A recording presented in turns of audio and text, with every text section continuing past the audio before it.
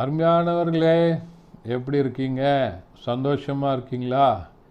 நிச்சயமாகவே நீங்கள் சந்தோஷமாக, மகிழ்ச்சியாக, ஆசீர்வாதமாக, விடுதலையாக இருக்க வேண்டும் என்று சொல்லி ஆண்டவருக்குள்ளே உங்களை வாழ்த்துகின்றேன். ஆண்டவர் உங்களை ஆசீர்வதித்து மகிழ பண்ண உண்மையுள்ளவராய் இருக்கிறார். தொடர்ந்து இந்த நிகழ்ச்சியை பாருங்க, மற்றவர்களோடு பகிர்ந்து கொள்ளுங்க. ஆண்டவர் உங்களை ஆசீர்வதிப்பார். இந்த நாளின் தியானத்திற்கென்று சொல்லி நாம் தெரிந்து கொள்ளப்பட்ட வேத பகுதி சங்கீதங்களின் புத்தகம் 134 சங்கீதம் 2வது வசனம். உங்கள் கைகளை பரிசுத்த ஸ்தலத்திற்கு நேராக எடுத்து கர்த்தரை ஸ்தோத்தரிங்கள்.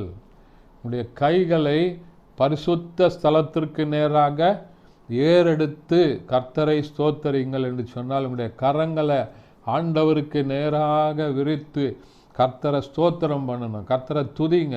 பரலோகம், பரிசுத்த ஸ்தலம் என்று சொன்னால் பரலோகம். இந்த வானத்திற்கு நேராக நீங்கள் ஆண்டவரை நோக்கி பார்த்து உடைய கரங்களை உயர்த்தி கர்த்தரை ஸ்தோத்தரிக்கும் போது ஆண்டவர் இறங்கி உங்களுக்கு மகிமையான காரியங்களை, அற்புதமான காரியங்களை, உங்களுடைய வாழ்க்கையில் அதிசயமான காரியங்களை செய்து உங்களை மகிழ பண்ண உண்மை உள்ளவராய் இருக்கிறார்.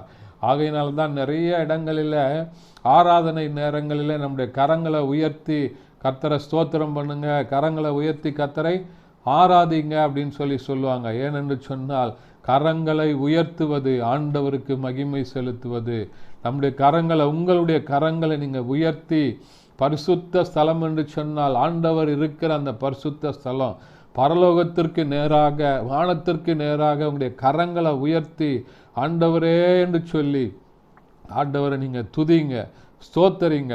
உங்கள் மனதில் இருக்கிற பாரங்கள், உங்களுடைய இருதயத்தில் இருக்கிற வேதனைகள், உங்களுடைய சரீரத்தில் இருக்கிற பலவீனங்கள் எல்லாவற்றையும் மாற்றி போடுவதற்கு ஆண்டவர் உண்மையுள்ளவராய் இருக்கிறார். அந்த பரிசுத்த ஸ்தலத்திற்கு நேராக கரங்களை ஏறெடுத்து கர்த்தரை துதித்து பாருங்க. நிச்சயமாகவே உங்களுடைய வாழ்க்கையில் ஆண்டவர் பெரிய ஆசீர்வாதத்தை, பெரிய மாற்றத்தை தந்து உங்களை ஆசீர்வதிப்பார். ஜெபிக்கலாமா? பரிசுத்த பிதாவே, உம்மை துதிக்கிறோம், உம்மை ஸ்தோத்தரிக்கிறோம், உம்முடைய நாமத்தை மையப்படுத்துகிறோம்ப்பா. ஆண்டவரே, உடைய கரங்களை பரிசுத்த ஸ்தலத்திற்கு நேராக ஏறெடுத்து கர்த்தரை ஸ்தோத்தரிக்கிற அனுபவத்துக்குள்ள ஒவ்வொருவரையும் வழி நடத்துவீராக. இயேசுவின் நாமத்தில் பிதாவே, ஆமென். Thank you. God bless you.